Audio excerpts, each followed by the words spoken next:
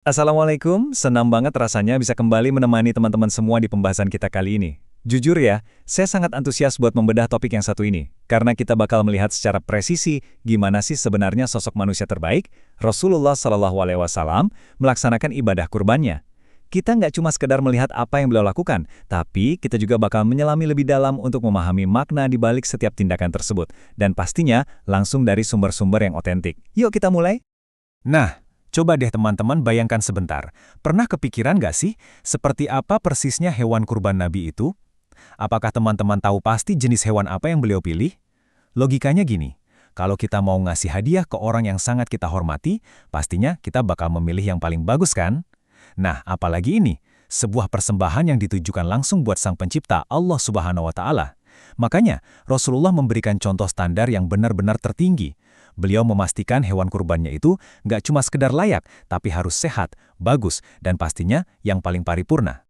Oke, mari kita langsung masuk ke pondasi utamanya nih, yaitu hadis Anas bin Malik. Mari kita resapi baik-baik kutipan hadis yang luar biasa ini.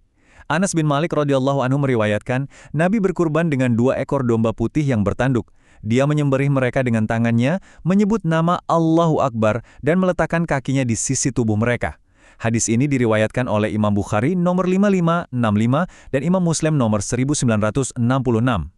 Ini adalah rujukan paling sahih yang ngasih kita gambaran visual yang super jelas tentang detik-detik pelaksanaan kurban beliau. Yang bikin takjub itu rincian spesifik hewannya. Perhatikan deh karakteristik itu. Rasulullah nggak milih hewan secara asal-asalan. Beliau secara spesifik memilih 2 ekor domba. Terus, warnanya putih bersih dan punya tanduk yang sempurna. Ini menunjukkan level selektivitas yang luar biasa tinggi, teman-teman. Memilih hewan yang secara fisik tanpa cacat, sehat, dan indah dipandang, itu jadi bukti nyata kalau beliau benar-benar ingin memberikan kualitas yang paling maksimal untuk dikurbankan. Lanjut, gimana sih prakteknya? Yuk kita bahas praktek sembelihan Nabi. Coba perhatikan 3 langkah presisi ini. Pertama, beliau menyembelih dengan tangan beliau sendiri. Bayangkan, beliau itu pemimpin besar. Tapi untuk urusan mulia ini, beliau nggak menyuruh orang lain. Beliau benar-benar turun tangan langsung. Kedua, sebelum menyembelih, beliau membaca basmalah dan bertakbir, Allahu Akbar, yang artinya seluruh proses ini disandarkan murni atas nama Allah. Dan yang ketiga, ini sangat teknis, beliau meletakkan kakinya di sisi tubuh hewan. Postur ini bukan tanpa alasan ya, ini menunjukkan kelembutan tapi sekaligus memberikan stabilitas, supaya hewannya nggak tersiksa dan prosesnya bisa berjalan dengan cepat dan presisi. Nah, dari semua tindakan tadi, apa sih makna hakiki kurban itu? Kalau kita bandingkan nih, kurban itu sebenarnya bukan cuma rutinitas mata. Di satu sisi, mungkin ada pemahaman sempit kalau kurban itu cuma sekedar urusan menyembelih hewan, terus membagikan dagingnya. Tapi di sisi lain, makna sejatinya jauh lebih dalam dari itu. Kurban adalah bentuk pengagungan yang luar biasa kepada Allah. Ini adalah manifestasi nyata dari kemauan kita buat memberikan yang terbaik sesuai kemampuan kita, persis seperti apa yang udah dicontohkan sama Rasulullah. Dan ini kunci utamanya.